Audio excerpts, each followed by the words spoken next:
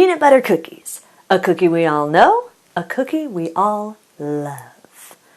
Today's recipe is for low-carb, sugar-free peanut butter cookies. These are awesome.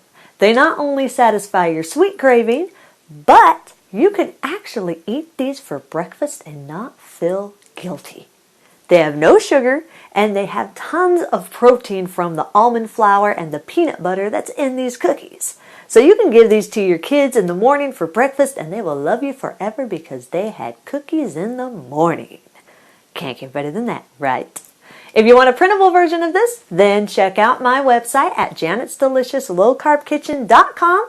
There'll be a printable version of this recipe along with other recipes and all kinds of other goodies there for you. Also, if you're new to this channel, make sure you hit that subscribe button. Also, hit the little notification bell. That way you can be notified every time I put out a new video. And while you do that, let's get cooking.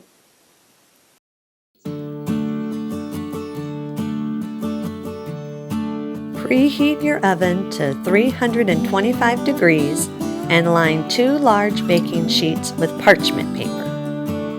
In a medium mixing bowl, combine 1 3/4 cup almond flour, 1/4 cup vital wheat gluten, 1/4 cup ground flax seeds, 2 tablespoons coconut flour, 2 tablespoons tapioca starch, and 1 1/4 teaspoon baking powder.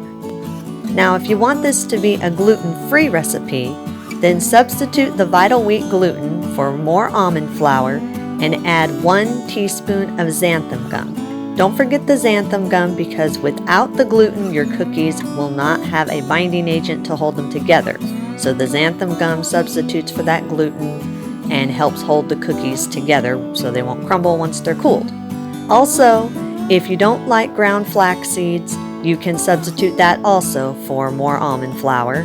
And if you don't like tapioca starch, you can substitute that with more coconut flour, but do not use a lot of coconut flour. Coconut flour absorbs moisture, and so if you use more than just a couple tablespoons, your mixture will become thick and your cookies will become dry. Whisk together until no lumps are in the flour and all ingredients are fully incorporated together. In a large mixer bowl, add 3/4 cup shortening and 1½ cup stevia and 1/4 cup pure maple syrup. Make sure it is pure maple, not anything artificial. Beat these together on low for 30 seconds or until they're nice and creamy. Scrape down the sides of the bowl and add 2 large room temperature eggs and 1 teaspoon vanilla extract. Beat on low for 30 seconds or until creamy and fully combined. Add 1 cup of peanut butter. You can use creamy or chunky, whichever one you prefer. I actually like to use a combination of both. It just evens it out better, but it's up to you whether you like it chunky or creamy. Beat it on low until the peanut butter is fully combined with the shortening. Scrape down the paddle and the sides of the bowl. Add dry ingredients to the wet ingredients. Beat on low until they're fully combined and no dry ingredients are left in the bowl.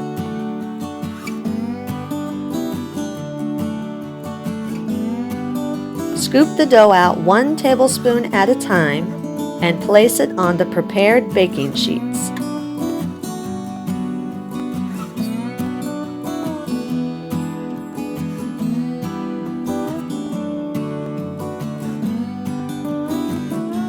Use a fork and flatten the tops of the cookies into a crisscross shape.